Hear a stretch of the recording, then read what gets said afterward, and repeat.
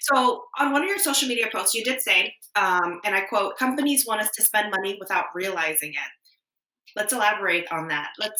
We spoke about Uber, and so, but let's go a little bit more in depth with that. Yeah. So there's kind of two different areas that I think about when I say that. And one of it is the Mhm. technology piece, like we talked about with Uber and things like Yeah. Grubhub and just everything where you can pay with your phone. It's kind of Yeah. separating us from the act of paying the money. Like if I was Mhm. handing over in like dollar bills the amount of money my Grubhub order cost, it would feel a lot different than just clicking place order. Yes. Yes. So there's that side of it. The other side of it is I kind of mentioned earlier, the advertisers and marketers are really good at what they do. And they're Mhm. really good at making it seem like this is just a thing that everybody pays for. So you should also just be paying for it. It's just part of life. Yeah. And maybe that's kind of true. Like there's some truth in that, right? Like everybody pays for a cell phone at this point. Everybody pays for Wi-Fi and in their house at this point.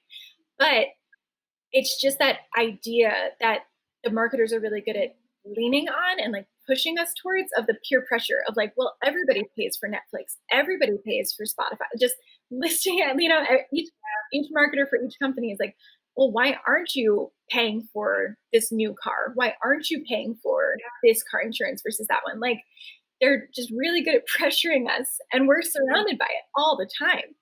So when Mhm. we go and decide to make a purchase or pay for a service or a subscription, we're not necessarily really thinking through, can I pay this much or is it in alignment with my priorities, right?